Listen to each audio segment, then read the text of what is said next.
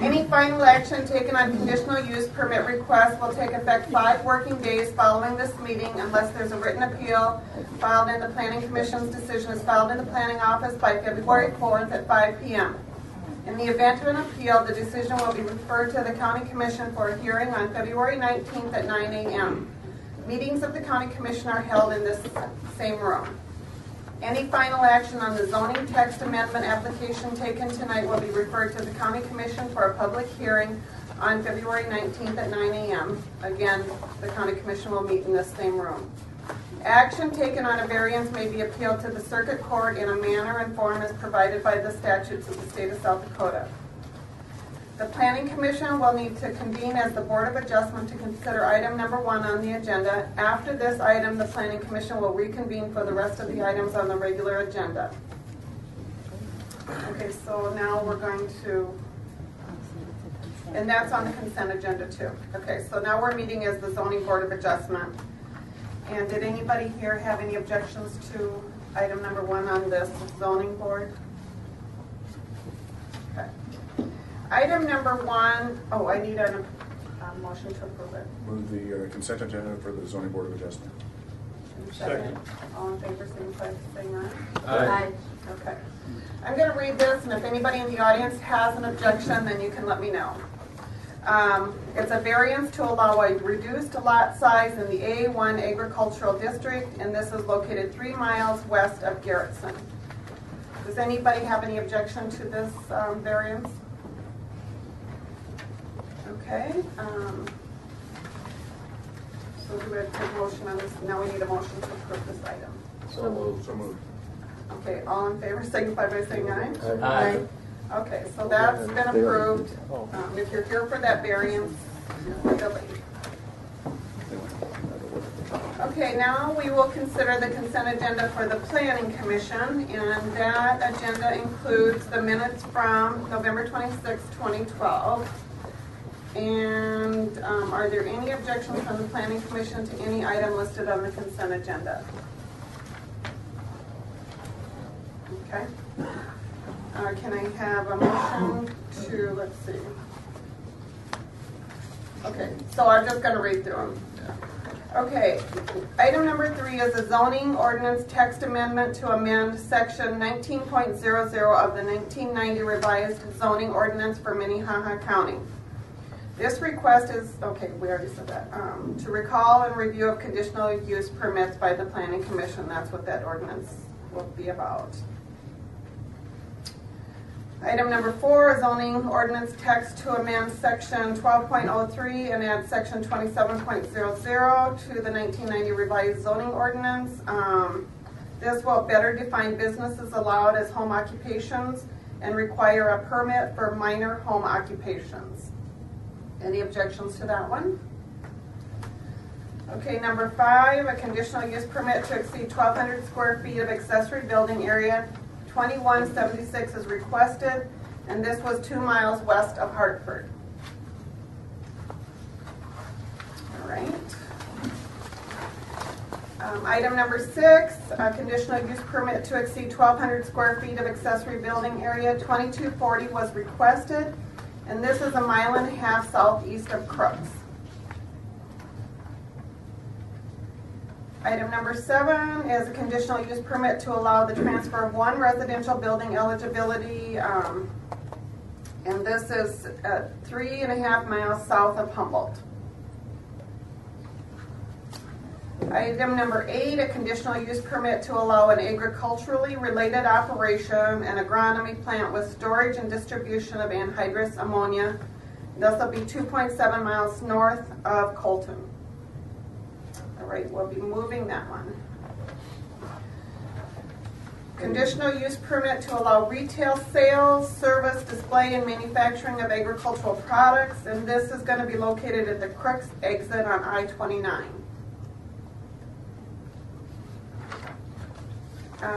Item number 10, a conditional use permit to allow the transfer of 1 residential building eligibility, 1.5 miles east of Sioux Falls.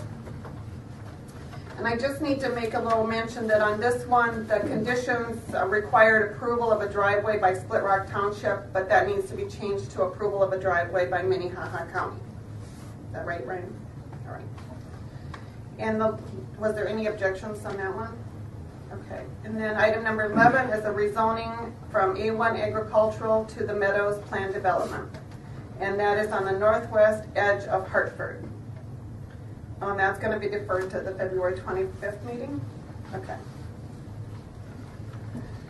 So other than item 8, was there anybody that wanted anything else moved?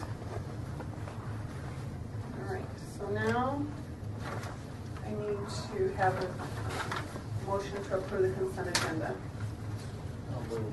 And second? Second. All in favor, signify by saying aye. Aye. All right. If one of your items was the items we just discussed, those items have all been approved and you are free to leave because they've been approved as part of the consent agenda. Is there a motion to approve the regular agenda? Second. All in favor, signify by saying aye. Aye. Okay, for the regular agenda, we'll follow the normal hearing process by requesting the planning staff to present the item. Then the petitioner will come up and make a statement or answer questions. Anyone from the audience wishing to address an item will then be recognized by the chairman, move to the podium, state your name and address for the record. Following public testimony, then the Planning Commission will discuss the matter and take appropriate action. Thank you. Okay, we'll start out with item number 8.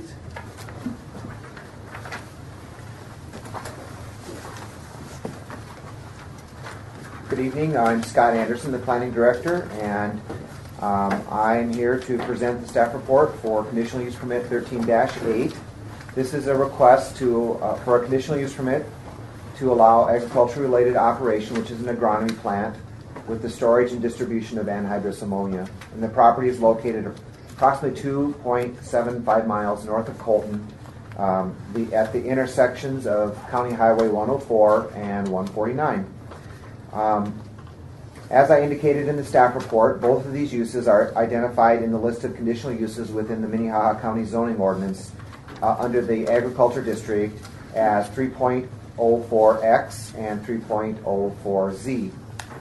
Overall, the site encompasses approximately 60 acres, and the majority of the activity will be occurring on 18 acres of property located quite close to the intersection of Highway 104 and 149. The balance of that 60 acres will be used for the construction of a railroad track loopage, and the rail line that goes up to Wentworth runs along the east side of this property, between the property and the county highway.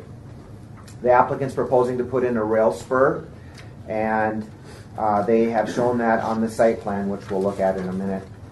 The applicant is Eastern Farmers Co-op, which is a division of CHS Incorporated and is a farmer-owned cooperative. The customers served by the cooperative are also the owners, and the applicant has indicated they'd like to construct a full-service agronomy center which would handle, store, and distribute farm supplies, including crop nutrients, seed, and crop protection materials. At this site, crop nutrients would be primarily brought in by rail. The site would handle liquid crop nutrients and hydrous ammonia, and also market corn and soybean seeds and seed treatment products. The crop protection products would be packaged in bulk for farm use. The Eastern Farmers Co-op has a large variety of application equipment, which they will also use to apply their products for their customers. And the storage and maintenance of that equipment will also be at this site. On January 10th, I conducted a site visit of the property. Overall, the area is very agricultural in nature. There is an existing church located at the northeast intersection of County Highway 104 and 149, and there are 3 existing farmsteads located within approximately half a mile of the site.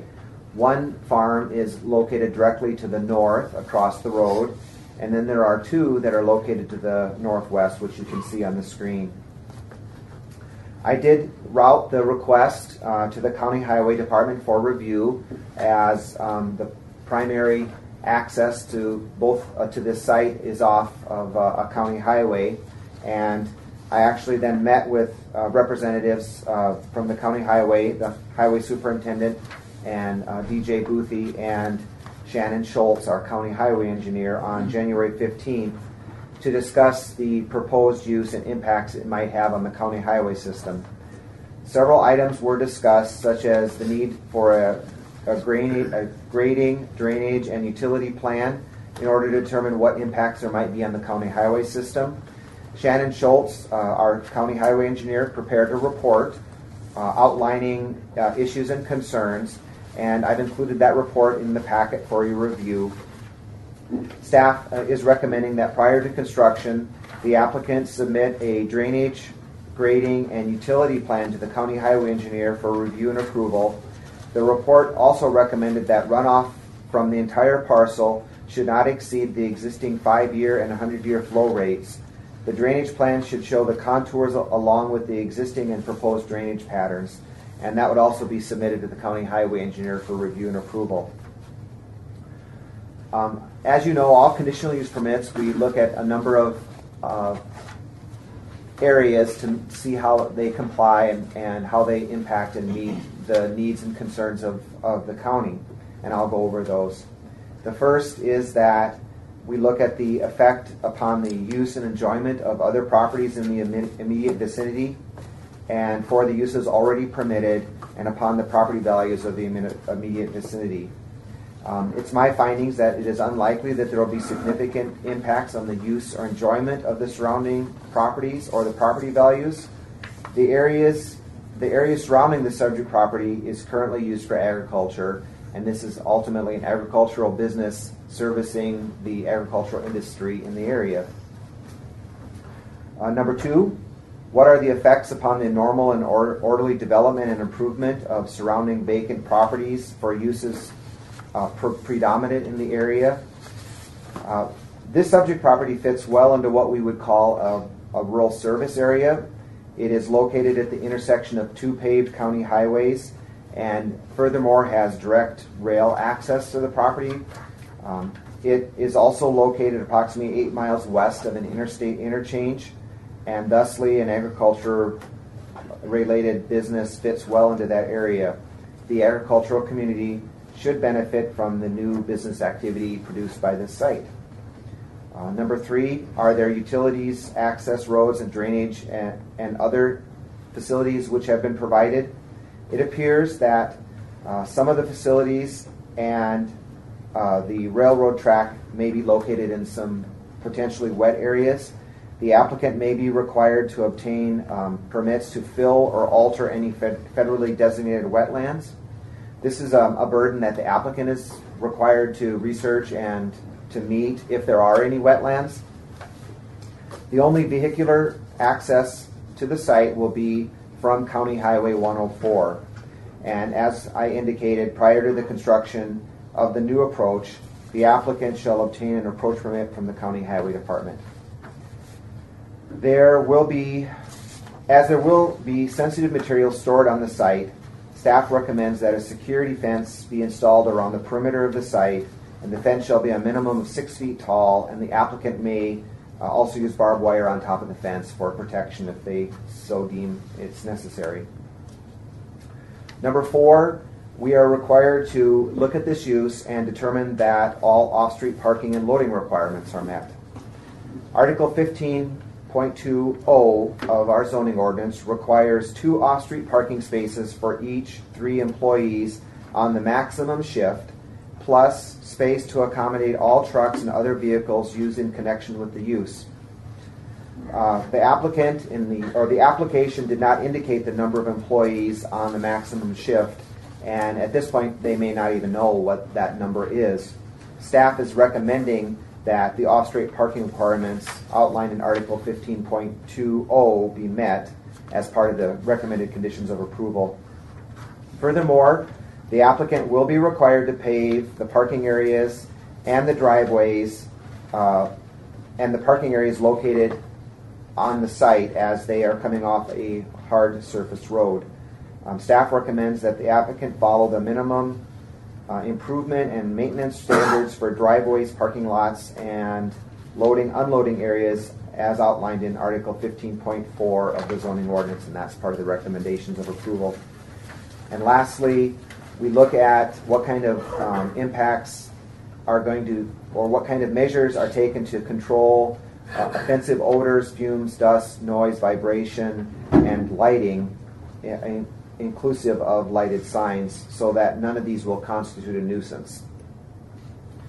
The proposed use will create some noise and dust, but that amount should be not significant enough to constitute a nuisance. The applicant may have security lighting, and any lighting should meet the standards typically required by the Planning Commission and are designed to reduce light pollution. The lighting must be like a shoebox style that directs the light downward.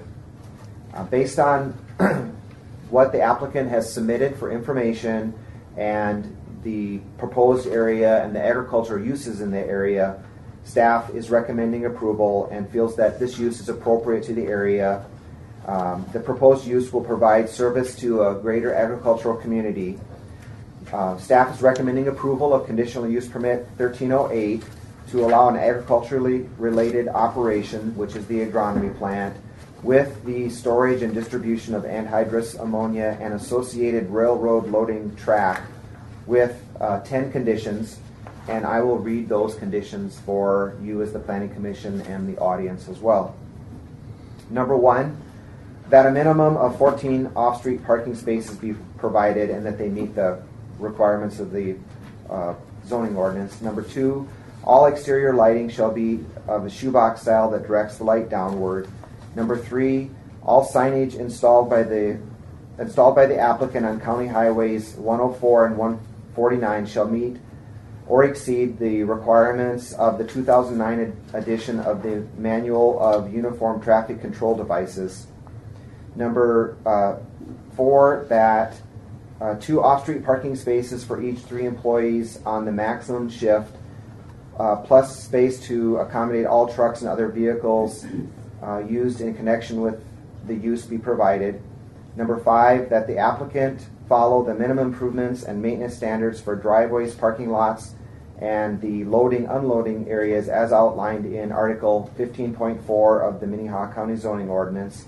Number 6, that the applicant shall obtain an approach permit from the County Highway Department for the approach onto County Highway 104. Number 7, that prior to construction, the applicant submit a grading, drainage, and utility plan to the County Highway Engineer for review and approval. Runoff from the entire parcel should not exceed the existing 5-year and 100-year flow rates. Number 8, all pipes used in the county right-of-way shall be sized to handle the flows in the ditch and shall be sized by the applicant or the applicant's engineer. The pipe shall be concrete pipe RCP with flared ends and tie bolts. The applicant size, type, and location within the right-of-way shall be reviewed and approved by the County Highway Department prior to installation. Number 9, that a security fence be installed around the perimeter of the site. The fence shall be a minimum of 6 feet tall, and the applicant may also use barbed wire on top of the fencing. Number 10, that a maximum of 2 4x8 on-premise signs, which may be lighted, shall be allowed with the issuance of a sign permit. And I did take some pictures, and I'll go over the pictures with you. I think this is probably the best picture for you to sort of get an idea of the site. It is at the intersection, as I indicated, of 104 and 149. This is a picture that was provided by the applicant. This is also an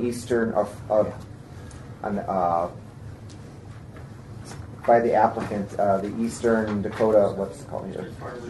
Eastern Farmers Co-op, a Magnolia Ag Center, which was recently constructed in Minnesota. They provided this to show what potentially theirs would look like, which would be very similar to this one. This is the general site plan provided by the applicant. You can see the blue rail loopage and the driveways into the site, which are shown in red, and then the facility which would have access onto the rail loop, onto the rail line. This is property looking to the northeast, which is the church. This is the site looking directly to the south. And this is sort of towards the southwest. This is the property that's located directly across the road. And then this is on the county highway looking directly west, and you can see one residence on the south and one on the north side. And those are the pictures I took. It's very difficult to see. It's basically, a farm field right now. So I'll be glad to answer any questions you have. Madam Chair, I have a question. I didn't hear you mention anything about meeting all DNR requirements, since this is a fertilizer plant. State requirements. I suppose you could put that in there. I'm sure they would be required to anyway, but I didn't think about that as well. You often have days and hours of operations in your conditional uses, but I don't see any in here. Well, and given the nature of the business, I didn't put any in there because I'm sure that in the summer when they're busy, their peak season, they could be, running all different times of the day and night. Okay. If you as a commission felt that, it's something that would help the neighbors, then you also could put the conditions, hours of operation in there. Scott, did they say how many trucks would be coming? They did not indicate that. Okay, and is there any thought about a gate as well as a fence? Well, I'm assuming there would be a gate. There's going to be some kind of security as part of the fencing. Anything else for Scott? Okay, thanks. Is somebody here from Eastern Farmers?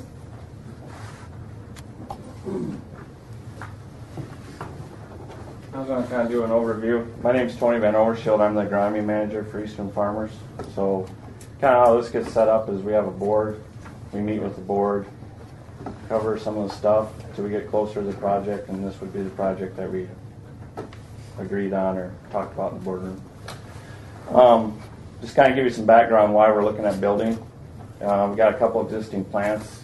Eastern Farmers is kind of around Sioux Falls area. We're a division of CHS. Two of the plants we're looking at is the Crooks facility, which is in town, and Baltic's facility. They're both old 1960-some-year-old plants. We need to get something upgraded. So basically, in this day and age, what we're doing is consolidating in one big plant, trying to get it out in the country. So history shows if we get this up and going, we'll dissolve them two plants in town. Why would I say another reason for a bigger plan is we need to handle more products. With the farmers being progressive as they are, it used to be NPK, urea, DAP, potash. Now we're looking at Petalyme, AMS, and so on. And the other reason for these big plants and why we're located where it's at is we first look at on a rail line. When you look at the city of Sioux Falls, we're trying to get outside of the city of Sioux Falls because we're looking at a plant 20, 30 years down the road. When you look at Baltic, that rail line's the LG Elvis line, so that's out of the question, plus it's along the river. When you look at Crooks, to end up where we ended up on this map, when you look at Crooks and start following the line north, this was the best suited place we could find. To kind of give you an idea what we look for is no homes on the property, so basically finding what you call a long quarter. Rail without crossing highways. Kind of what we're looking at, what I mean by that would be like the Lions facility, the grain facility, which isn't ours, but where that crosses the highway. We were looking for a rail that you didn't have to cross the highway. Basically, it comes in on the line, does a circle on the main track, they hook up the back of the train, and then they leave again, so you don't have to block any major highways. Then kind of what we're doing when we're looking for the plant site also is, honestly, if you go Colton south, we're having problems with the Skunk Creek floodplain, and you're also looking for flatter ground, and we couldn't find nothing along there that was suitable. So as you look at this plant, the blue is the rail. We expect probably to this point to be like 5 trains a year, plus some single cars. When we say 5 trains, a lot of the urea comes in from Galveston, and the phosphate comes from Florida, and we need to be at about 85 cars. We have 24 hours to unload them. Usually we get them unloaded in 16. At that time frame, you call BN, they come and jump in the train, they leave again. The facility that isn't on here that would be comparable to is the Worthing Ag Center, which is south of Worthing. We built that one about 9 years ago. The loop track would be similar to that. Is there a way to get to that Magnolia plant? So the reason I picture this is just to kind of give you people what it looks like from the outside. So this facility, we got the Worthing Ag Center down south. That would be what the loop track would look like. But the reason I pictured the Magnolia Ag Center is from an eye appeal. It would look a lot like this with the big building. That one is about a 13,000 ton plant. We haven't put full specs on this plant, but I'm guessing this one would be about twice the size. The height would be the same, but it'd be longer. But starting where the blue tower is and go with that would be north towards the road, all that would be the same. 2 driveways. Usually what we do on both sites is we have a security fence. You would ask about a gate. What we do is we have a code gate that at 5:36 we decide when it can close. It closes, and then what you call senior type employees have the padlock code that you can change whenever. To plug in the code, it's usually a 4-digit code. That opens up the gate.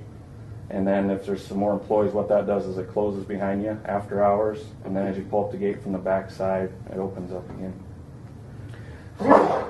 On that facility, as you can see, this would be set up similar. You got a seed shed. Behind it would be that anhydrous plant that we're talking about. Then a fuel site, and then the main building. Just to finish up with the state, usually before you build anything, we have to be all according to state codes, and the hydrous has to be all the state codes. They have, most of the state codes, you have what they call fast release valves. Basically, it's like a fuel pump. If anything pops along the way, the pressure of the anhydrous locks it shut. That's about all I have on that plant. Can't see them yet, planting trees around it except for right in front. And honestly, the main thing that we looked for while we picked this site was the rail and the not having to go across the highway. That's all I have. Do you anticipate operating on Sunday? I can never say never. I've been with the company for 15 years. We've never been on a ground site open on Sunday. Like we said, we follow a lot about with the farmers. Our busy season would probably be 2 to 3 weeks in the spring. That's when farmers are planting. A lot of times there it's 6 days a week from sun up to sundown. What I would say is a norm, usually July 1. The Saturdays start crunching down. You're doing a little bit of spraying. Usually July 1 till fall fertilizer season, which is November. It's 5 days a week, 7 to 5, 8 to 6, depending on what's kind of going on. Then when I say fall, during fall, once the crop goes out, you probably have 10 days of spreading fertilizer. Nothing like spring, but spreading fertilizer. You're probably open some Saturdays there, and then as soon as the ground freezes, which would be Thanksgiving, you go back to 5 days a week, 8 to 5, until March or April. The only thing that would change is if one of them trains come in. Somebody had asked about the number of trucks. On this facility, there will be some wholesale. Eastern as a whole, we're usually mostly retail, but there will be some wholesale here. Usually on the busy side, I'm using Worthing as an example. On the busy side, during the heat of spring, on the wholesale side, you'd be looking at probably 40 semis a day. That's what you call a busy day. So that would be the 7-8 days right in the heat of spring.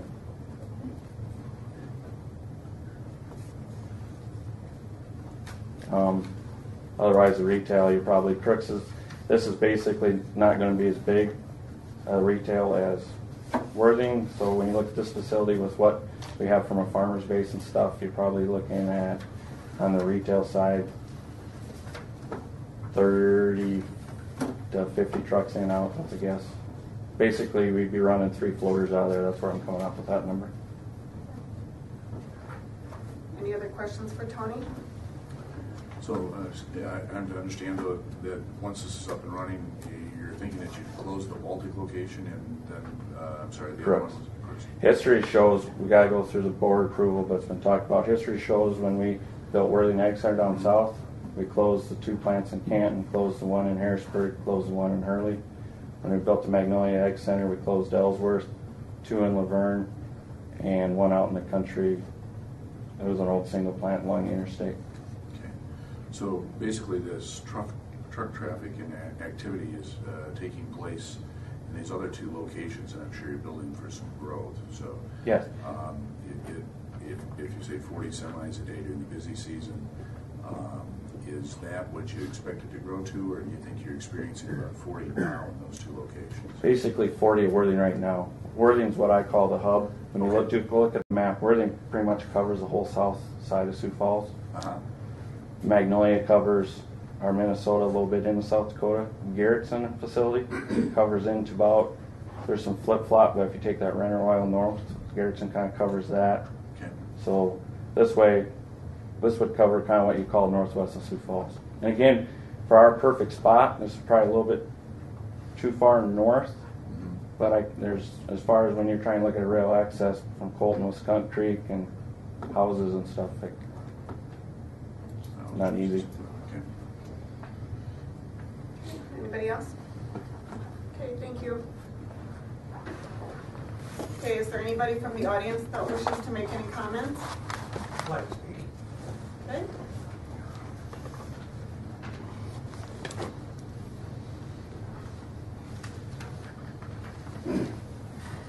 My name's Bob Vanderlinde. I live at 46408 246th Street. My north pasture is directly across from the south side of the property. My house is right on the corner there. I've kind of taken a look at the ag. The X he cited is for agricultural operations involving the handling, storage, and shipping of farm products. These are not farm products. These are products that are brought in to be distributed to farms. I mean, urea and stuff like that, that's not a farm product. I think this ordinance was really written for distribution of crops, not for bringing in truckloads of chemicals to be mixed on site and sold as anhydrous and other chemicals. I really see the site as just a whole mess of concentrated chemicals that could spill. If you think that dust isn't a problem, maybe you should be out there when the wind's blowing 40 miles an hour and see what's happening that way. I do have a signed list of opposition from quite a few of the abutters and residents that live within a mile. If I could submit that to the commission, I would. It merely states that we're objecting to the planned use. I'm just a little scared about the composition of the materials that are there. I've got a little understanding of what they are, and I'm a little bit more concerned about water runoff. The county is already talking about putting in the big concrete culverts. That water is going to run right across my pasture. In looking through the application, I see the highway department said that there was probably going to be a grain terminal built on the facility within the next 5 to 10 years. So that would be a lot more truck traffic at that time, a lot more blinking lights. It would be a circus tree or a Christmas tree looking at my yard. So those are pretty much my objections. I think some of the other people would like to speak to. Thank you. Bob, do you want to drop that list off up here and I'll pass it down? Does anyone else wish to speak?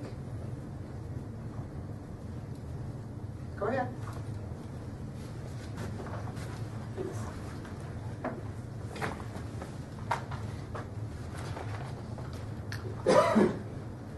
Good evening. My name is Rick Ramstead. I'm an attorney. I represent Doug and Louise Hanson. They reside at 46392 254th Street. That is the property that is directly north of the subject area of this hearing. There are certainly a lot of concerns that were raised tonight with respect to this operation, and they raise probably more questions than they answer. And I want to take an opportunity to talk to you about the questions and the concerns that Doug and his family and probably a lot of his neighbors have with this operation as well. I've had an opportunity to review the staff report that was prepared for you. The description of this operation, as it was related to us through the planning office, is about 1 paragraph long. It doesn't give us any indication with respect to what will be happening on this property with respect to its volumes, its truck traffic, which was briefly gone into here. The primary concern, I think, for this board should be issue number 5, the noise and the emissions and the odors and the things of that nature, specifically as they relate to anhydrous ammonia. Anhydrous ammonia has been classified by the United States Department of Transportation as an extremely hazardous material. It's one of the most dangerous substances used in modern agriculture, and exposure to anhydrous ammonia can cause burns to the throat and lungs, burns and blisters, and even death. There are some things that you probably should know about anhydrous ammonia that make it especially dangerous. It's lighter than air, but when it's released suddenly, it aerosolizes and forms a cloud of vapor, and that vapor hugs the ground and spreads along low-lying areas. Releases of anhydrous ammonia historically have come from equipment failures, from accidents, and from people stealing it to manufacture methamphetamine. It is a substance that is looked at closely by the Department of Homeland Security because of its caustic nature and the extreme public safety issues that arise around it. A single release of anhydrous ammonia causes the potential for serious harm to the public health and safety, and it's this board's obligation to consider the public health and safety with respect to this issue. There's been some discussion previously regarding regulation and permits and approvals and things like that, and I'd just like to take a second and outline how this all really works. First of all, the United States Department of Transportation regulates the shipment of anhydrous ammonia, whether it be by rail, by truck, by pipeline, or whatever. That's regulated by the United States Department of Transportation. OSHA regulates workplace safety and what goes on in terms of the employer and the employee and safety on the work site. The EPA regulates the design and maintenance of the facility. That is, what kind of tanks are we going to use, what kind of hardware and apparatus are going to be used to handle this, and the quick disconnects and things of that nature. The South Dakota legislature has delegated the authority to the administrative branch of government to regulate site placement for anhydrous ammonia facilities. The state of South Dakota administratively has not regulated site placement. The site placement issue falls squarely at the local level. South Dakota has enacted one rule regarding anhydrous ammonia, which basically says we adopt all of the federal regulations regarding anhydrous ammonia. The federal regulations do not regulate site placement. The one exception to that is the proximity to wells. I think that there's a minor regulation with respect to how close you can put a storage facility next to a well. Minnehaha County has no ordinance in place that specifically regulates anhydrous ammonia, but like I said, the comprehensive plan does impose a duty upon this board to consider the public health and welfare. In this case, there has been virtually no consideration to site placement based upon the health and safety perspective of this substance. We've heard a little bit with respect to traffic and highways and the community and the neighborhood, but nothing with respect to the situation as to whether or not, what would happen, whether or not this was released. Because a 6-foot security fence will not stop the plume of anhydrous ammonia as it drifts, if it drifts north across the road. The threat in this particular case, the Doug Hansen and Louise Hansen, really depends upon which way the wind is blowing on a particular day, whether it's day or night. But what we don't know, and why this board can't assess this risk, and why we can't assess this risk wholly, is we don't know how much ammonia is going to be stored at this facility. We have seen a picture of the Magnolia plant. We've heard reference that it's perhaps more similar in size and traffic to the Worthing plant, but we have nothing with respect to how much of this particular substance is going to be there and what kind of reaction it would take to respond appropriately to an accidental or catastrophic discharge of this material.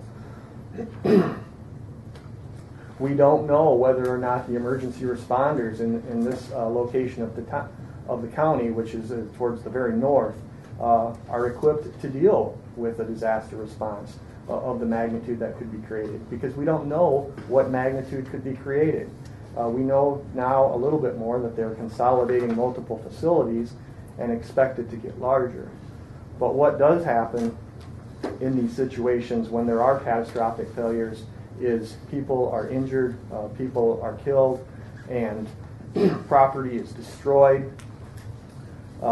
We don't know in this particular case whether or not this product will be arriving by rail or by truck.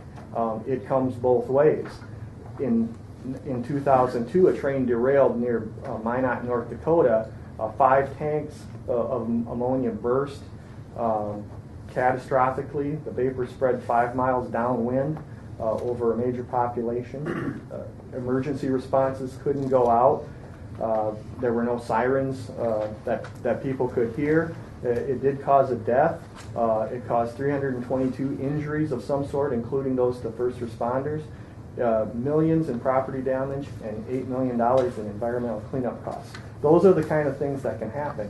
And if we don't even know what quantity of this substance we're dealing with, you can't begin to assess the impact that it might have on the people who live right in the shadow of this facility. I think that the concern that from the Highway Department report that they're somewhat concerned about an increase in truck traffic is something that bears further inquiry. We don't know exactly what kind of impact we will have from this. We don't know whether this substance is coming by rail or by ground. The highway engineer characterizes Highway 104 as spare at best. This is a narrow, paved rural road with no shoulders that's going to experience a significant amount of truck traffic at periods of time. What is the impact on the county's bridges? What are the issues that are going to be addressed there with this kind of traffic? We don't know the answers to this. What I can tell you, though, is Minnehaha County has an emergency management department, and it does not appear that this board has received any input from that entity with respect to what we're dealing with. They or have the resources to themselves or through others conduct hazard analysis on this, plans if there are emergency response issues. These types of agencies that do this use modeling to figure out if there is a leak, where will the plumes go. I can tell you that in the spring, the prevailing wind is from the south in this situation. We've heard earlier that the majority of this activity is going to occur in the spring. This is going to, with a south wind, create an issue with respect to my client's property.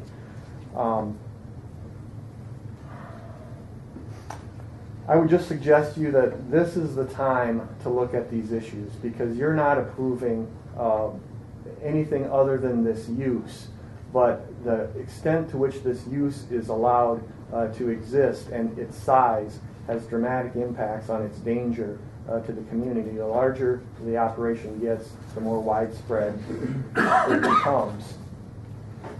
It would be possible to overwhelm you with information regarding the hazards of anhydrous ammonia, and I don't want to do that. But what I did do was print out just a few pages of the 2012 Emergency Response Guidebook, and I can provide those to you. But what this does is tells emergency responders how they should react to anhydrous releases. and a release of a large scale is considered 55 gallons or more, and that's in the document. But depending upon what it's released from, what the capacity is, they evacuate people depending upon the wind condition, anywhere from a tenth of a mile to 1.3 miles. It all depends upon the various atmospheric conditions. The lower the wind, actually, the more dangerous the substance becomes, because the plume of it doesn't drift and evaporate nearly as quickly.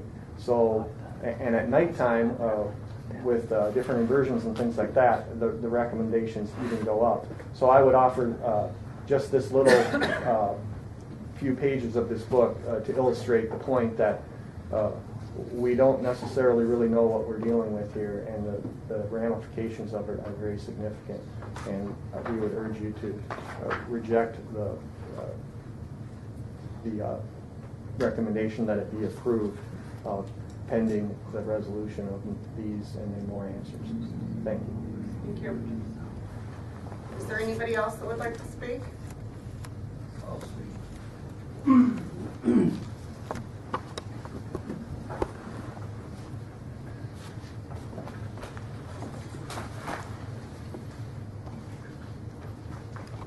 I'm Leo Ross from, my address is 46335 246th Street. I'm the property that's just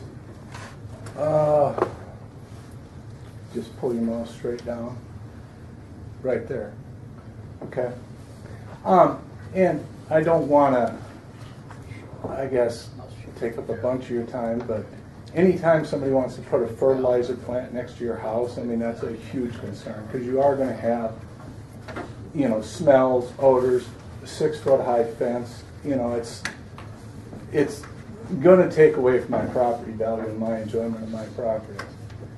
But the point I'd like to get at is that I don't think this plant's necessary. There's a plant that's 5 miles north of this facility in Chester, South Dakota, that sells seed, fertilizer, the same kind of goods that they're getting here. And then 2 miles south, Colton Elevator has the same products. I mean, I can't see that this is a necessary expansion for a Minneapolis-based company.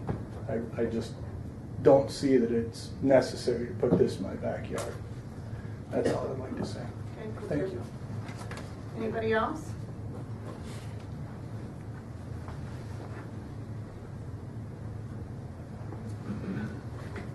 Hi, my name is Connie Fetters, and my address is 24487 464th Avenue. I live right next door to the Hansons, and this plant is going to be built right across from them. I have an in-home daycare, kids that play outside. We just don't want this around, the chemicals around. I have concerns. The people I do daycare for have concerns. I'm a single parent, and this is how I make my living. And having the chemicals and stuff, people aren't going to want to bring their kids to some place where right across the road is this big plant. So I hope you take that into consideration. Anybody else?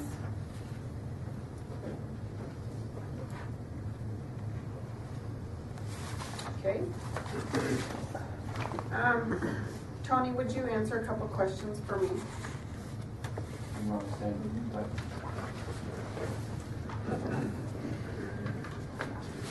We did talk a little bit about the anhydrous ammonia, but can you kind of explain a little bit more about how much anhydrous ammonia will be on the site and what your safety features are? I know you talked about it a little bit, but maybe to allay some of the concerns about that.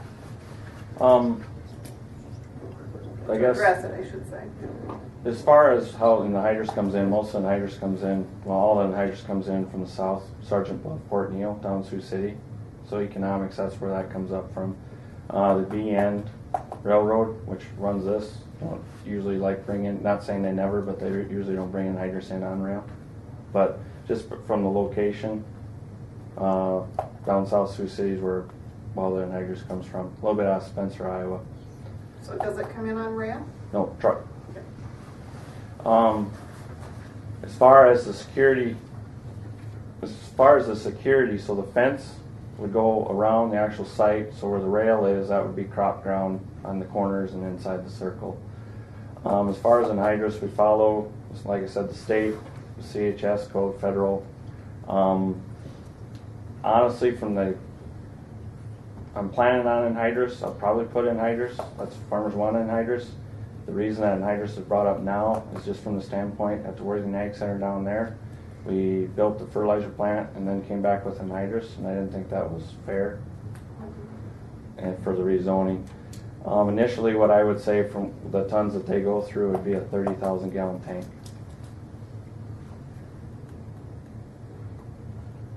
Okay. Like the storage of it and the safety features so that it doesn't. So I'm not an expert on it. Okay. I don't claim to be an expert, but basically on them tanks, what they have is they have a fast release valve underneath the main part of the tank. They have a release valve in between where the trucks load, and then where they fill them nurse tanks, there's what you call a quick release valve. And I'm not sure if I'm using the term, but what I mean by release valve is if anything breaks or pops apart and there's a rush of gas, it locks up. All right, does anybody else have any questions for Tony? Tony, have you guys made any effort to contact the neighbors, and have they made any effort to contact you about their concerns? I contacted some of them. Basically, me and another employee, Luke, was running around. I seen some of them. If they were home, I tried to catch them that Wednesday, Thursday, Friday. I think I probably caught half of them, 3/4.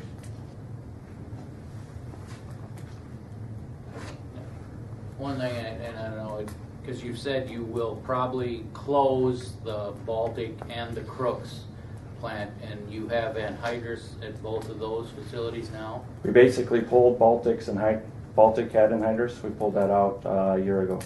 Due to the new EPA guidelines, they're supposed to have a data plate on it. That one came from the old rules. CHS policy is that you need the data plate, and it was just easier from us to dismantle it. So a few tons that we usually pull out of the Worthing Ag Center. But that was just we knew that we were going to try and get something put together instead of trying to dump investment back in the Baltic.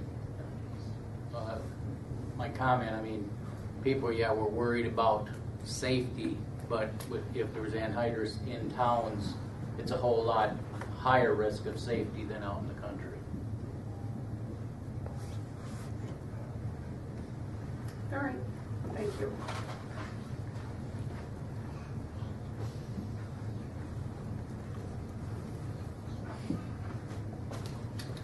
Madam Chair, Yeah. can I ask Mr. Ramstead a question or two?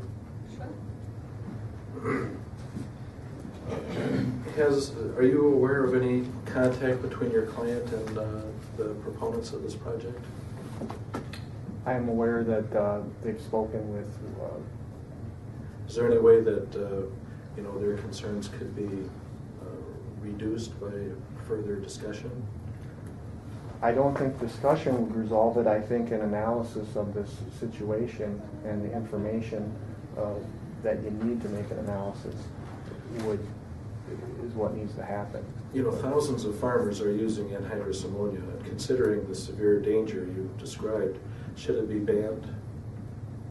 I don't make that policy. It's just a matter of where you should locate a site like this that stores that substantial How about small quantity. quantities at thousands of locations with semi-professionals handling it? That would be our regular farmers.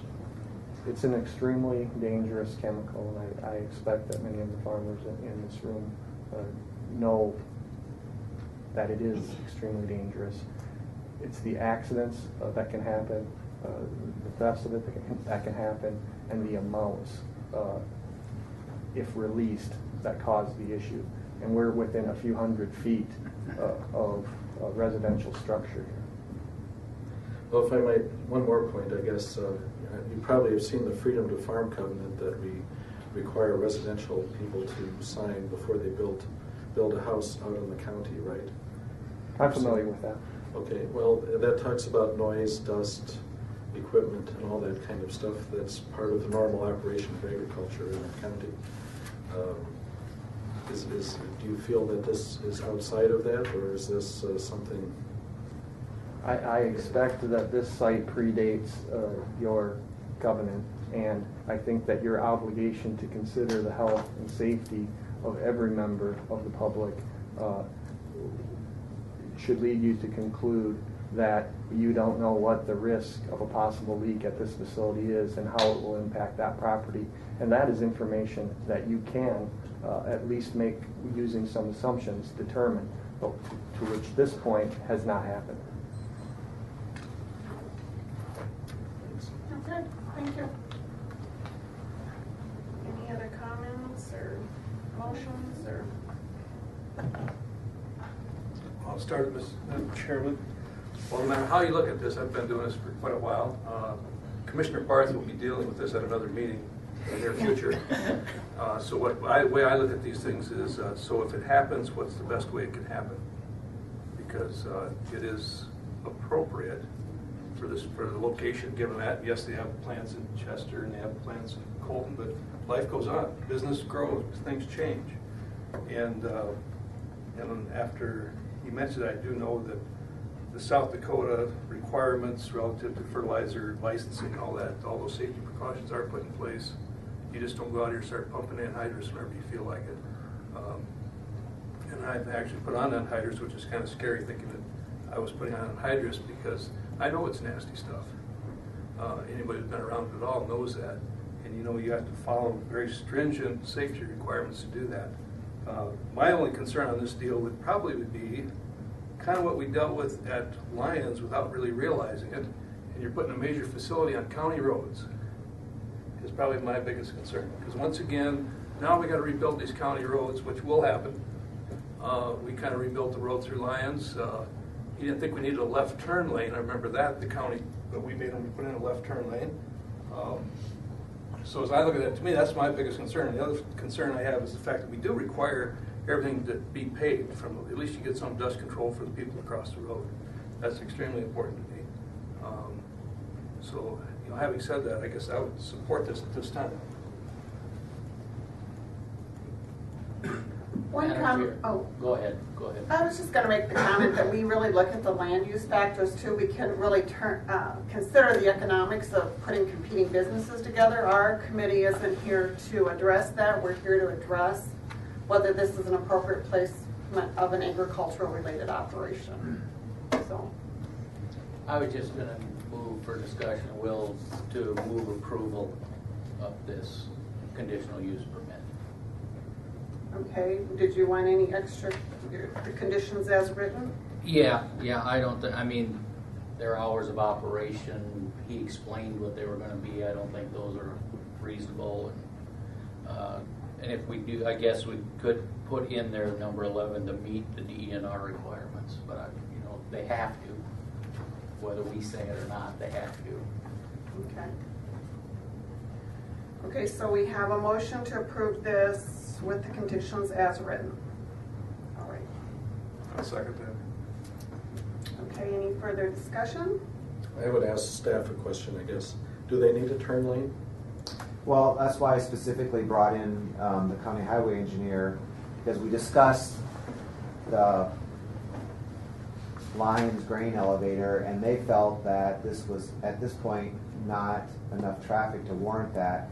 That's why they actually included the traffic count. It was probably the least traveled road in the county, and the county highway engineer and county superintendent said that there had even been discussion of reverting this back to gravel because it's so underutilized, but this will help keep that utilized better, is what their comments were to me.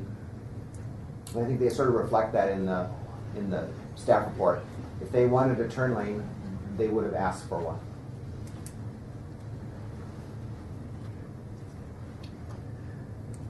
Any other discussion? Okay, we have a motion and a second. All in favor signify by saying aye. Aye. Anybody opposed? Okay. This was a county commission. All right, now we're going to go to item number 10. can. We need that, No. we need the petition and we'll submit it on to the county commission. So Oh. we need to put it in the record. The staff will submit that to the county commission for you. Submit it.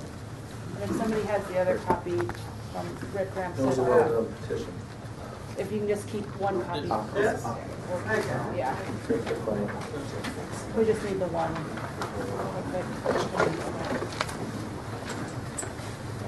And Suzie, my petitioner's in the back for the next item, so if we For can just. JML? Yeah, if we can just wait till we clear. Sure, the we'll one. let everybody file out, that's fine.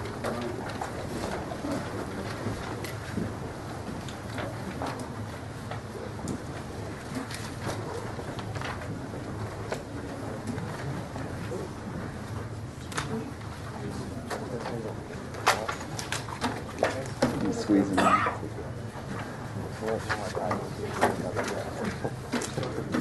Every once in a while.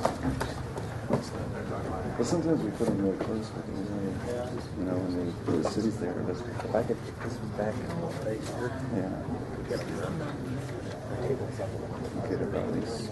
We will be continuing our meeting here, so if you want to take your discussion out, that'd be great.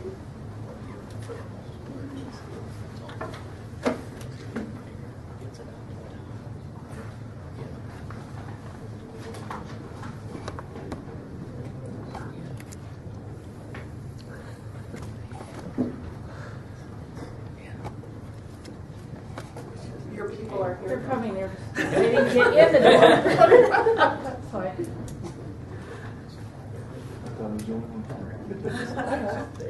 There we go. Didn't want to start without them. No, I just didn't see anybody back there. All righty, go ahead with item number 12. Okay. Item number 12 is an amendment to conditional use permit 09-12, and this is conditional use permit 13-10. The petitioners are Gemel Incorporated, who are have a manufacturing plant on the property.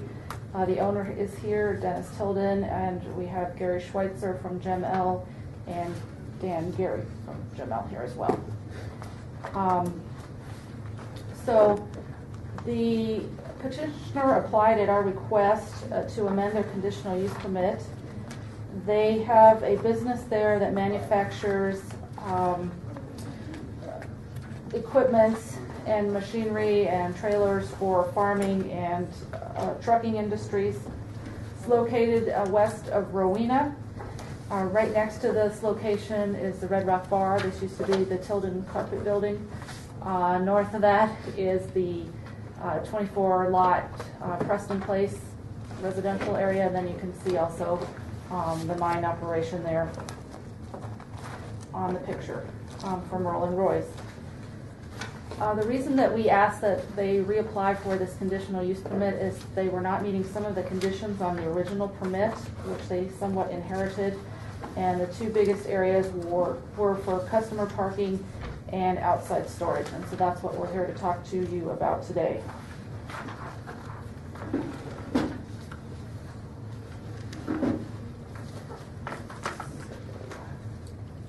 So this is the site plan that was submitted by the petitioners. And you can see the lettering there, A, B, C, and D is what that they are proposing for areas for meeting their parking requirements, and then also for their outside display areas for what is predominantly the trailers that they have on the site. After we looked at this site plan, the details were a little bit lacking as far as what each section would be specifically used for.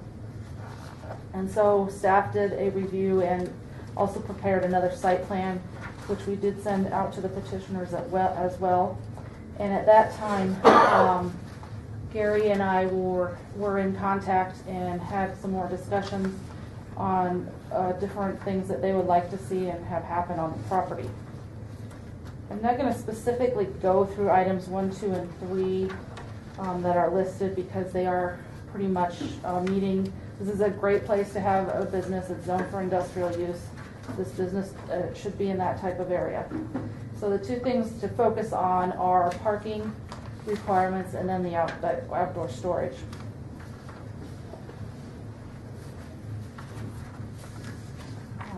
So this is a site plan that staff prepared. And looking at this, the red areas were specified as no parking areas. The red line or red hatched area that goes through the middle all the way from end to end is actually a access easement that is on the plat, and I have to flip by the plat, but that is required to be left free for access. We looked at the number of parking spaces that were required for this type of business, and if you look at the square footage of the property, or for the buildings, which is over 12,000 square feet, it would require 42 parking spaces. We then took a look at the number of staff that are employed here, which is 20 full-time and part-time employees total, and felt that the 42 spaces was far in excess of what was needed. And so we were recommending 26 spaces, parking spaces needed on this property, plus one handicap parking space. And so we outlined those in yellow. You can see kind of designated blocks there for the parking.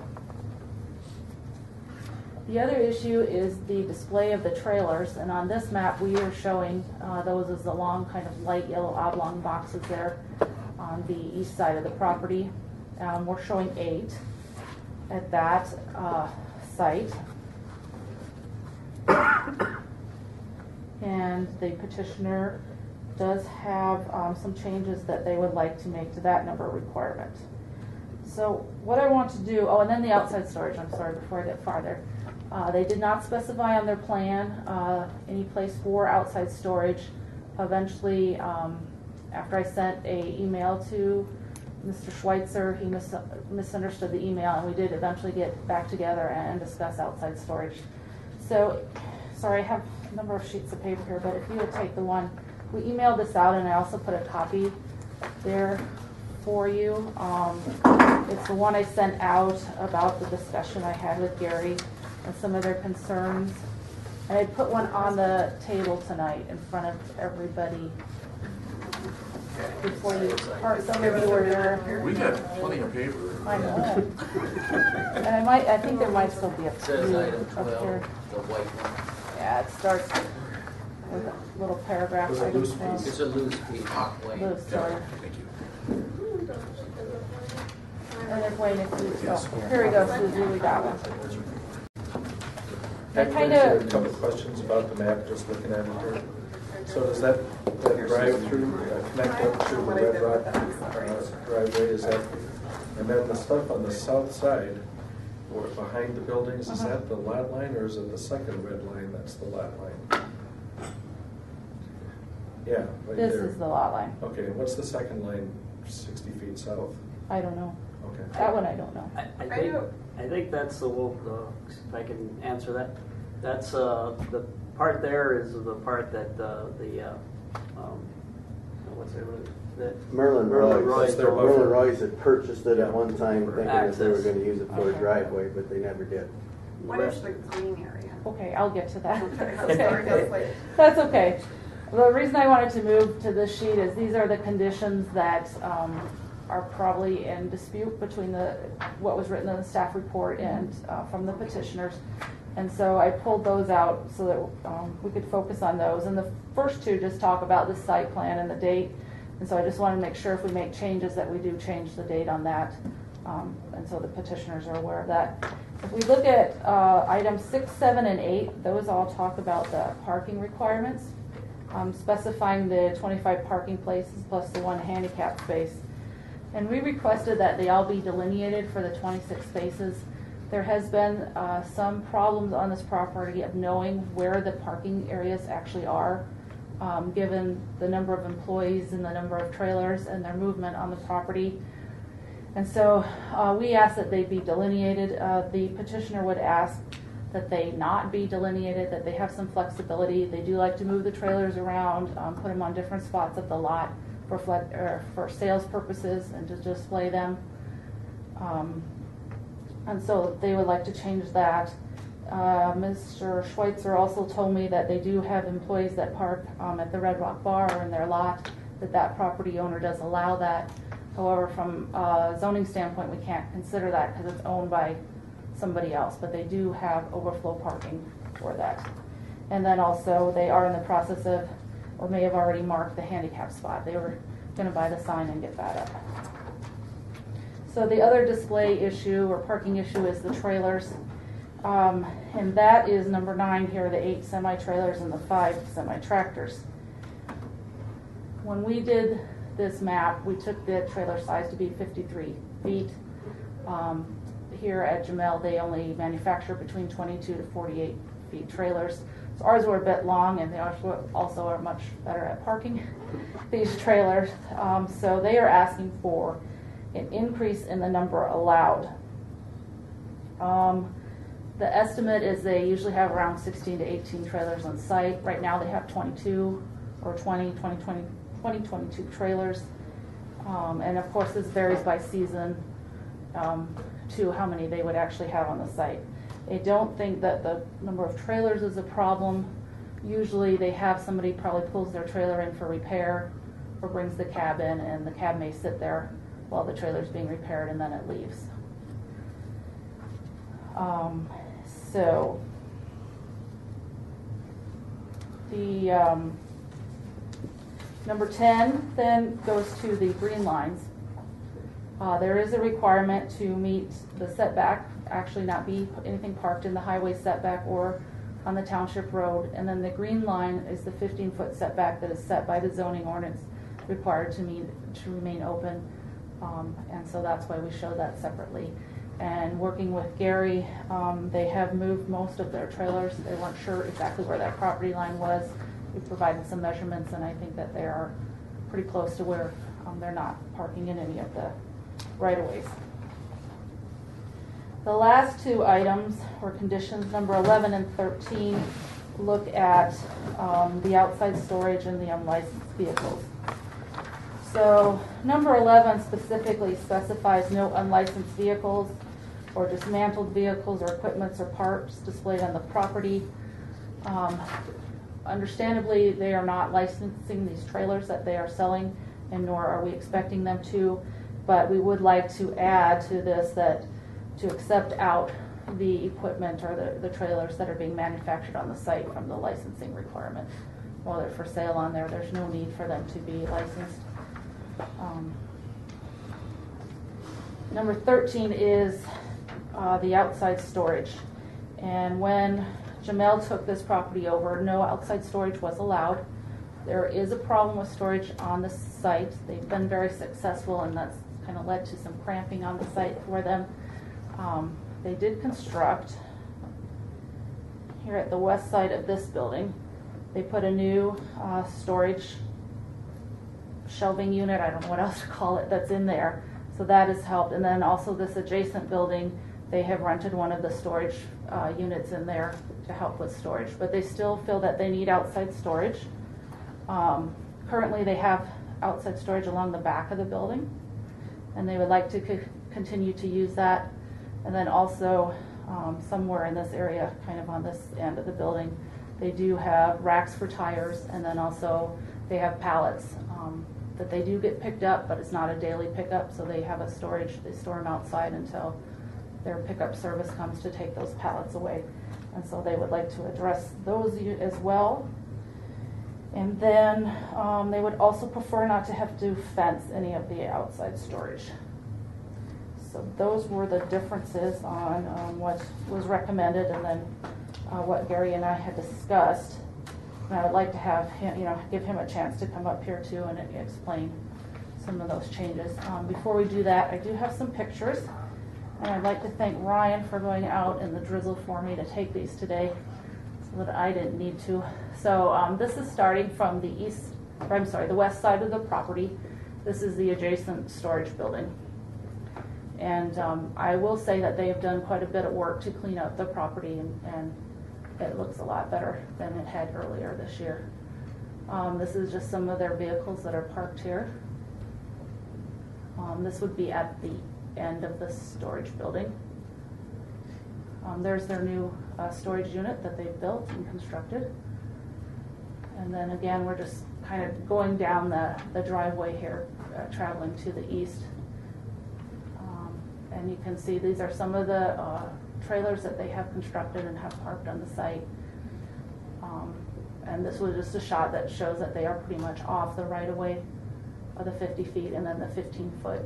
Is that green area there, and is that kind of the grassy areas, that's that 15-foot thing? Well, yeah, it's part of it's the right of way for the state highway, and then part of it's our 15-foot there. And then you can see they have the trucks lined up and kind of showing too the different kind of equipment that they have out there. And then in this one you can see in the back they do have some outside storage there. And then this is just kind of a shot through there. And then here's some of their outside storage, which is on the east side of their building, at the end of the building with the pallets and equipment. And then again, towards the back, not behind the building, but in their loading dock area, they do have some more outside storage stuff. Whoops. And then this is just looking back at the site from, we'd be looking to the north from the township road. And again, a further shot back from the township road there. And then there you can see some of the outside storage issues there for them. And then behind, this would be behind a building which backs up to a field at this point. You can see the racks for the tires and some of their axles and other equipment that parts they store behind there. And again, the trailers, where we have a lot of shots here. This is from the other end looking to the west. And nicely parked. And so, yeah, it's fun. Again, the parking along the building, which we did account for in our parking plan. So I'll just go back to the start. So I would be happy to answer any questions, or if you want to hear from one of the petitioners here first, that would be fine too. Pat, first of all, it looks like you've been very generous with your time trying to figure out their plan and laying those things out. So, well, thank you. It's not just me, but thank you. Yeah, except well, for everybody. The staff normally did that much work for an applicant, so that's great. But so this storage building, it's within the area that's in the conditional use. I'm sorry. The store, yes, it is. It is under the same property. Okay, and is it under the No. applicant's control? No, it is owned by the owner of the property, Dennis Tilden. Okay, so He rents out the units, and they have rented one from him in the storage building. I see. Okay. So, excuse me, I have a question. So, because as I just look at your picture, this stuff's got to be screened. That's the end of the discussion. I mean, we require everyone in this county who has this type of thing screened. And I know it's a nice facility and all that, and of course it's right along Dustin's Red Rock corridor, so we have to be very careful what we do. Right, and I will say, we did not enforce those requirements of the Red Rock corridor. They would be a lot strict, or more strict, or however you say it, but because it's an existing business, we did not enforce those newly adopted requirements. One more, if I may. Pat, were you saying then that the Red Cross hashed area is where you want no storage, correct? That is where at the time they applied, they did not specify outside storage, so we were not allowing anything in the red hatched areas. This area that runs along here could not have storage. That's the designated access way on the plat. And part of this area in here, the zoning ordinance specifies on the loading dock, you have to leave that free too. Right. That's kind of more this area. The rest, I think they would like to use behind the buildings for. And is that okay to use that, or because you have the red with the lines through that, was that on purpose? Well, that, we wouldn't be opposed to that. I mean, that's what they're requiring, asking for in our discussions after we'd written the staff report and sent it out. We had further discussions, and so. Is there a rear lot line then that the red line further to the south? So what's the setback and the rear yard setback? Sorry, Pat. It's 10 feet from the building to the lot line. That was the setback requirement. They want to use storage right up to the lot line. Mm-hmm. Okay. Yeah, That's clear. And then I'll let them explain, their reasoning on the fencing and everything. But sure. All right, Madam Chair. Are we? Maybe I should make a point here. Mr. Schweitzer called me last Thursday and asked me to come down to the site. It is in Slivak Township. I went out and visited the site on Friday morning. They voiced some of their concerns, and all I did was listen to what their concerns were. I had a question for you. On the amount of any of the trailers that we required a certain number, are we willing to compromise with that number at all? Yeah, I think especially when we learned that a lot of them are much shorter size, so honestly they can fit more in there. I think 22 is too many, but I think 8 is too few. I think there's a compromise in the middle there. Okay, and the parking places, like what you're saying, those should be at that exact number? They need to meet, yeah, that they need to meet. That's an ordinance requirement, which we have actually reduced. The question is, how many employees did you say there was? 20. The question is how to delineate them. The ones along the building front there are, that's pretty easy. It's the other ones that they want to be flexible and move, and we need some way to know that they actually are providing all those spaces as the requirement. So, and Gary or Dan or whoever's going to speak may have an idea on how they could do that. So, quick question. I'm sorry, Bonnie, were you done? And I would also say too that Gary did let me know that Bonnie was out there too. So. On the south side of the buildings, are those propane tanks then? Those little dots? There is a tank back there. I don't There's know if 3 of them they that are I see. full. Can I I'll have speak for a Gary second? add that, or Dan. That speak is on an old picture. There used to be 3 LP tanks back there. Now there is only currently 1, and it's down between the storage building and the very west end. It's a kind of right down in 1,000-gallon here. tank. There could have been cars parked there for all I Yeah. can tell here. Okay. Any other questions for Pat? Yeah, sorry, one more. The driveway then, this red cross-hatched area that jogs along around the building. Did I see on there, is that 23 feet wide? Do you remember the width of that, or was I reading That something? sounds about right. And I have the plat. I can read this.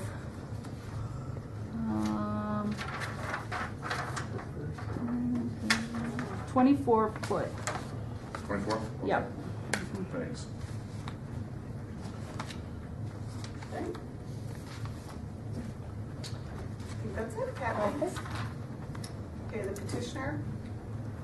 State your name and address, please. Gary Schweitzer, my address is 216 South Country Club Avenue, Brandon, South Dakota.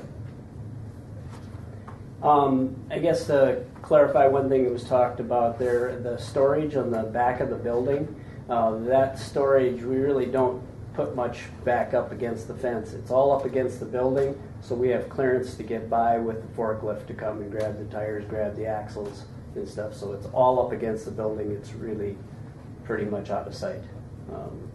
And that's what we have it back there for.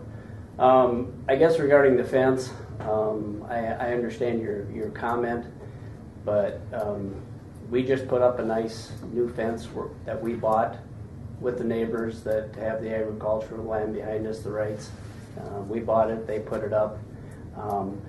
There is no one behind us for a mile. And when you get to their land... I'm not talking about screening the back. It's behind the building. Nobody cares. Okay. I'm talking about the stuff on the east end. Okay.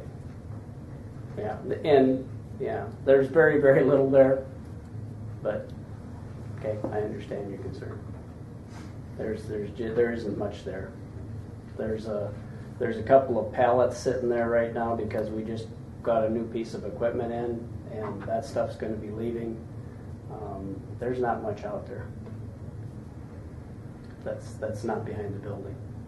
Gary, I was just wondering, I understand why you might not want to delineate the trailer parking spaces, but why would you be opposed to delineating customer parking or employee parking spaces? Well, the idea is that we want the flexibility to have trailers parked there sometimes, moving your product around, and then the employees will be parking down where the trailers were before.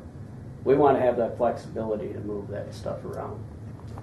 That's kind of good sales. One of the things we do is we occasionally plug in those trailers because they're pretty well lit. They look really sharp, and we plug them in and leave the lights on all night, and we move those around, so it brings in a lot of people. Or would you rather have your trailers over there and your employee parking over there? No, we want to be able to move it back and forth. That's what we're, that's all part of, if you go to a car dealership, look what they do. I mean, they're moving stuff all the time. that's, and you know, I understand we have to have that many spaces, but we have an agreement with the Red Rock that the employees park down there. They actually like that because it makes them look like they've got business during the day, so they get people to come in. Plus, we have a great relationship with them. Dan moves all their snow for them. We've got a tractor with a snow blower on it, and it's always been a good relationship. So are you indicating you really don't feel like you even need the 25 or 26 spots that Pat said? We definitely don't, but I understand the requirement. So if you were going to move them around and not delineate them, were you still going to maintain that number of parking spaces? I'm not sure what you mean when you say maintain them, because... Well, so that you didn't have trailers down there and up there, that you still had the 26 spots available. Yeah, well, I think we will. Yeah. I mean, we'd have spots.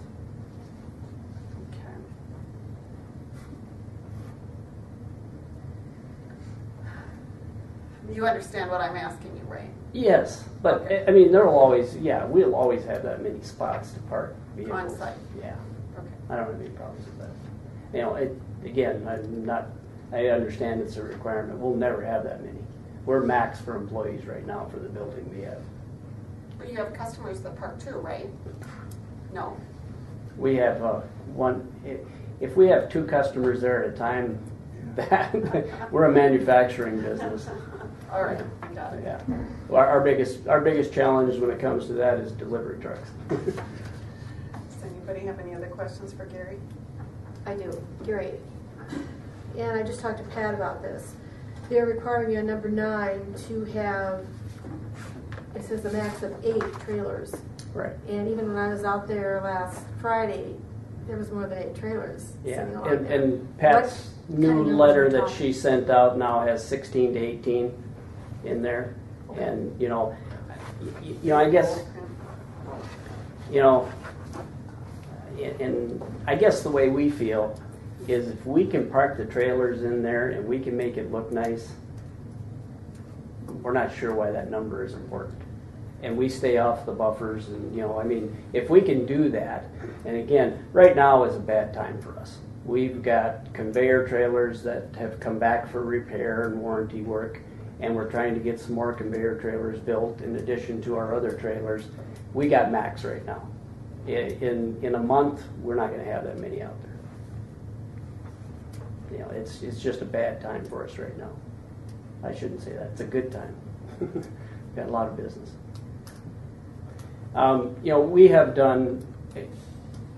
We want the property to look nice. We've done a lot to make it look nice. We put up that storage unit on the east or the west side. We rented a spot from Dennis. We didn't, we had times where we had stuff sitting out in front of the building. We didn't like it. We want it to look nice. We want it to, that makes business for us if we can make it look professional, and we do our very best to do that.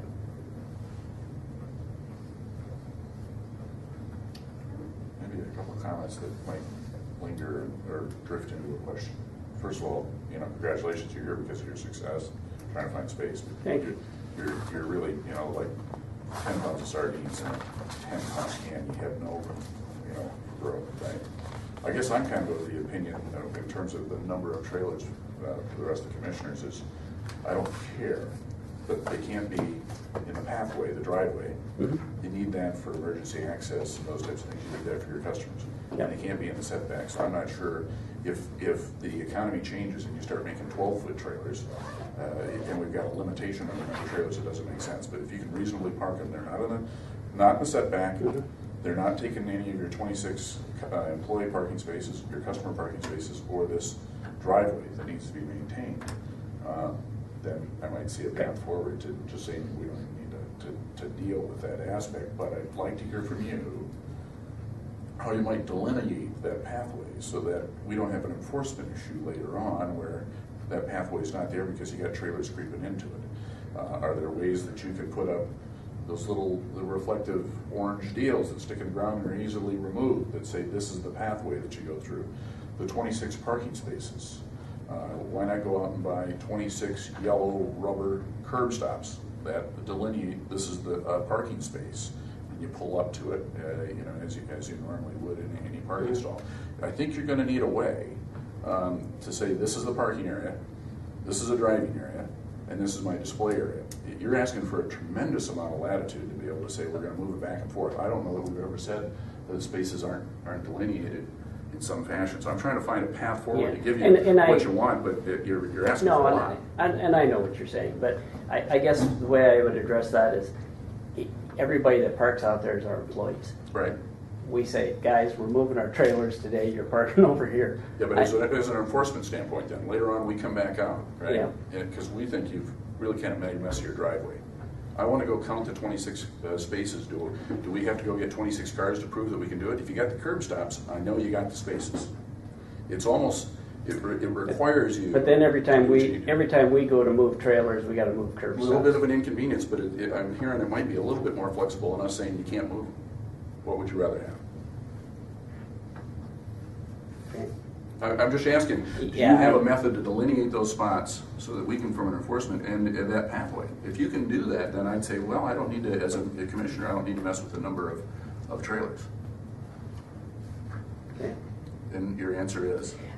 I don't know how to answer that because I don't know why it's important. I'm going to be open and honest with you. Well, I don't see the need. Right.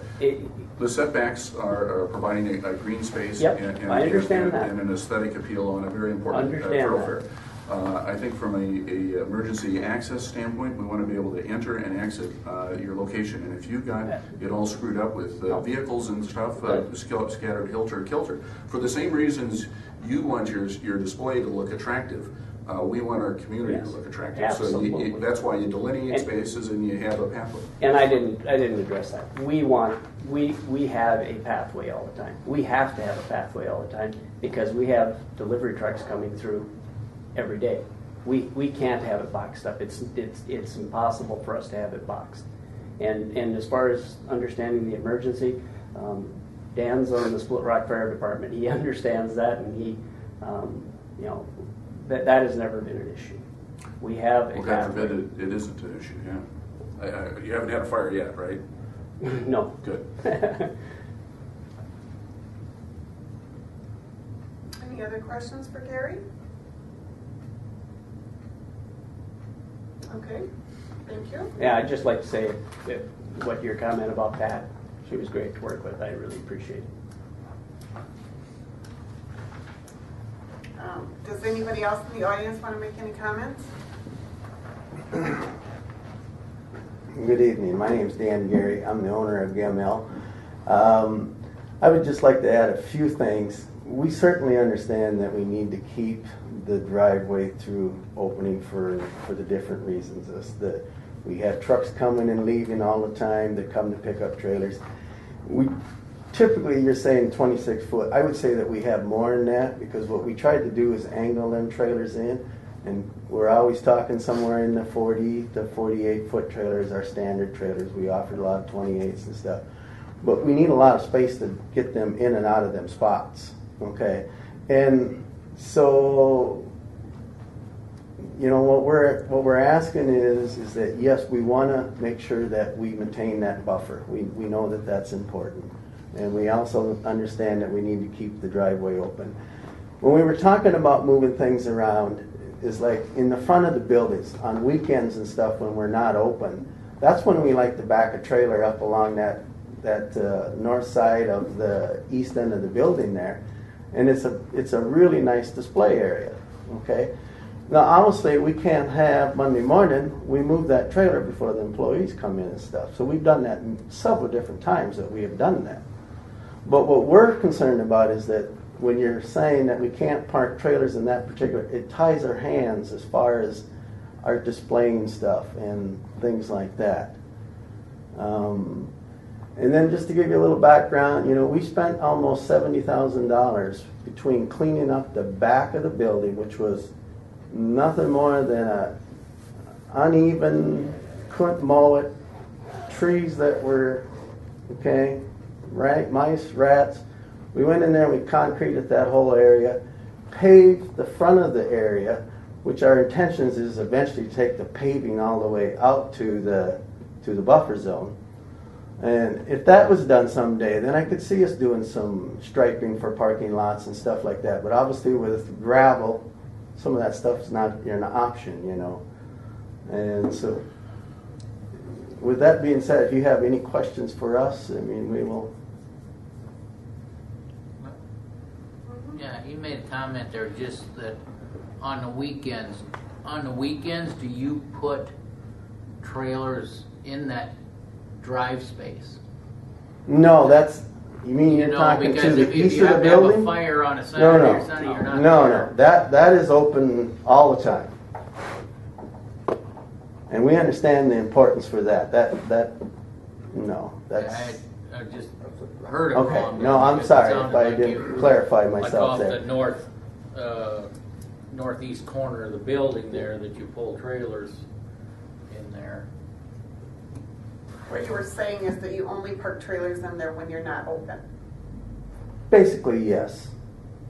We've had occasionally where we've had a trailer along the buffer on the south side of the west end of the building where it still does not interfere where our employees are parking, and still there's plenty of room for trucks to come through.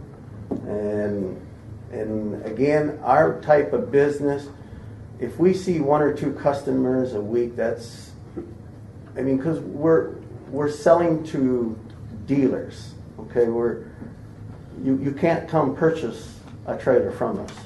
You can come and take a tour. We'll be more than glad to, you know, show you through the plant and stuff like that. But we're not going to sell it directly to you unless, okay? Madam Chairman, okay, so gets back to what Lane says. Okay, you got 26 spots there in the yellow. Why not have 26 curb stops there? You can park trailers in there the weekend. Who cares? You don't have to move the curb stops. It's done. Well, Or if just you pour a do curb that, along- or just how pour are a you curb going to along there and put maintain the stripes. grass? How are you going to mow the lawn and stuff like that? I Well, that's why we mean, can put just a concrete curb along there and just paint the stripe on the curb. Just delineate it. I think what we're really trying to prevent is seeing you again in 6 months because we gave you the leniency of putting wherever you wanted to, and every time they went out, there wasn't any parking spaces for your employees. Trying to avoid an enforcement issue. And then we have to revoke your conditional use permit, or We're not as good the second time around, so that's what she said. we don't like to see you back here because you didn't play by the rules. no, and we understand that and we appreciate that, but there's just, we have to have some flexibility as far as, you know, And currently curb right stops now, we like don't that. have much snow. When we have snow and stuff, we have to make, and then, you know, we pick up the phone and we tell Mauer, you got to get some trailers out of here, stuff like that. Gary's made that call many times where he says, we got to have some trailers out of here, okay? And they respond very quickly. I mean, usually when Gary makes the call, if we don't see a truck that same day, we will definitely see one within the first 2 or 3 days from that call. And they'll start dragging them out of there. But you have to remember, these trailers go in all different directions. Some go to North Dakota, Montana, and if we ask them to take them out of there early, then they go back to Spencer, Iowa, and eventually they probably come right back by the shop again as they're going west. So. All right, any other questions for Gary? Or Dan? We're done to Dan. Okay, thank you. Did anybody else want to make any comments? No? Okay. Question for staff, if I may. Okay. So, what do you think of my crazy idea of not putting a restriction on the number of units? I was, but I'm comfortable with that. I mean, that still, the most important part is we have to meet the zoning ordinance requirement for parking. We can't waive that. That's a law. Right. I mean, just like any other law, speed law or whatever. So,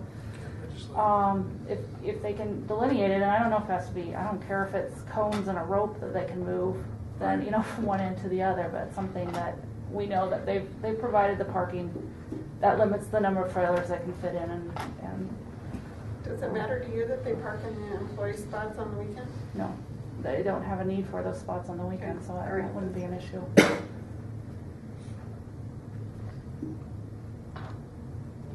don't know why they do that. You get a lot of farmers out of northwest Iowa going on that highway every weekend. Mhm. It's a good Oh, yeah. display. I don't have a problem on weekends either. Yeah, I mean, you could say during business hours or Right.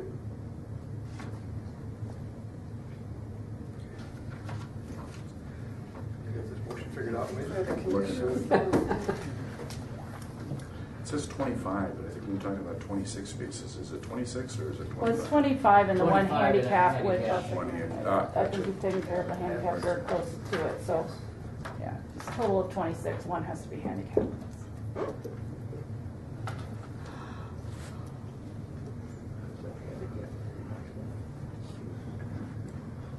Wayne's wordsmithing it so the wedding go to work.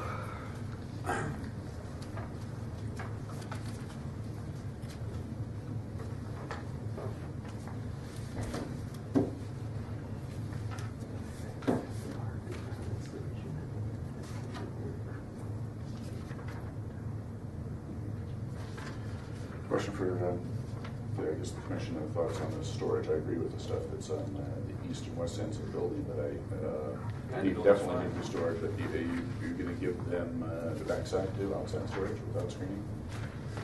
Yeah, we were only dealing It's with a long one ways street. away. I just wanted to ask before I make a motion, and then we have a... If Merle's raised complaints, we'll think about it. Okay. So... And I will say that I did hear from RJ Wright today, and, because he got notice and he had no concerns about the business or anything. Oh, he's like farmers in the south. Yeah. Somehow we know some of these guys, I think.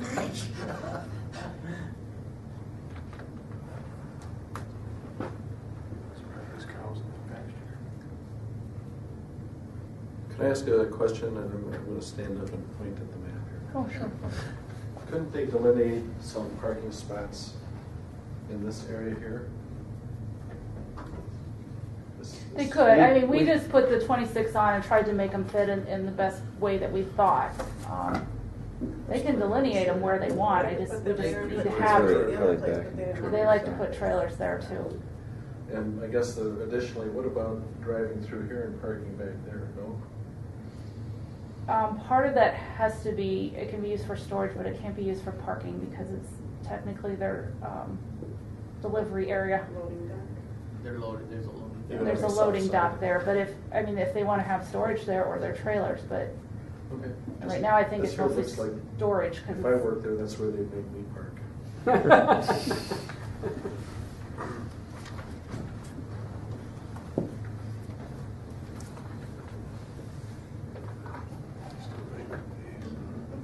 All right, well, so I'll make a motion to approve with the staff recommendations with these alterations to the stipulations.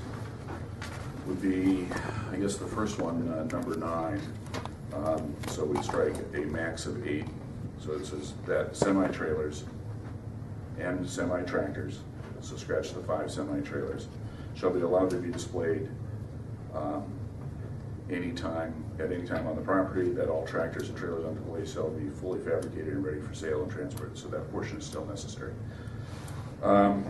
Number 13, that no materials, supplies, similar products associated with, let's just say no materials, supplies, or similar products. Okay. Doesn't have to be associated with the facility. I don't want anything, whether it's for them or not, Okay. be allowed outside on the west, north, or south ends of any structure. Also, and so we scratched the last sentence, which basically is giving them the rights to store on the south side of the building, right? And then I just maybe add a 19, that the drive area be clear at all times and delineated. And if I could go back to 13 and for Gary, that's the one that has the no outside storage of materials. Perhaps we could say that outside material, or any storage outside is required to be fenced except for, I think it was right behind the building. I don't know, Mike, you were the one that raised that, so I don't know if The you building too. was screened there.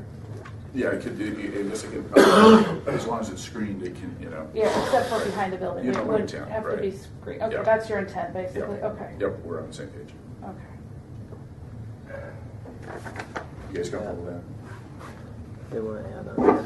Yeah. And you're gonna have to deal with the 26 spaces. I think it's gonna be an enforcement issue for you. Well, and then number 11, at the request of the petitioner, we agree if we could put the exception that they don't have to license the trailers. I mean, that's at this point. Unlicensed vehicle, yes. Yeah. When they're in new condition. Newly manufactured. Right. That's kind of sloppy, I apologize.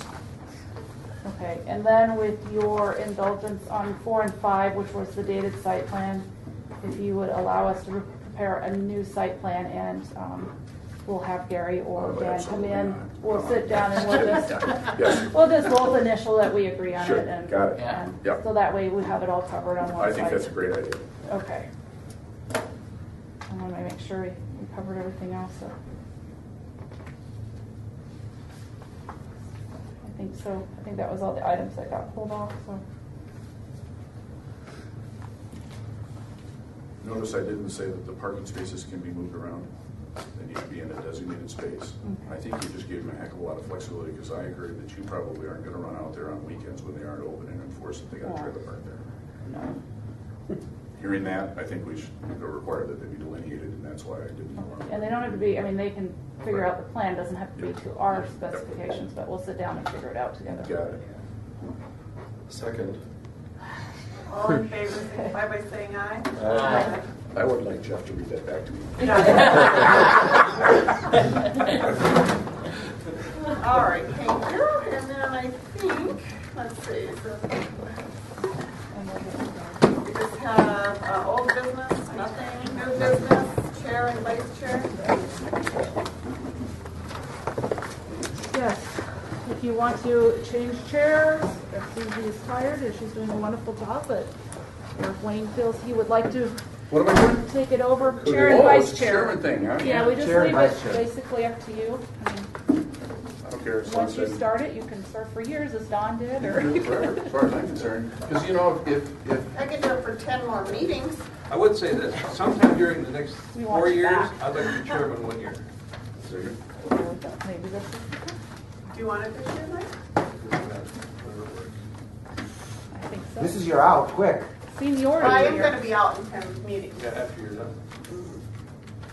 You're Okay. not. No.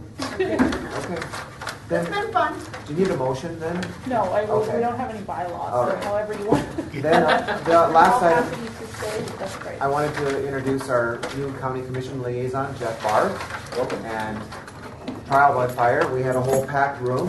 Wow, I wasn't anticipating that. So welcome on board.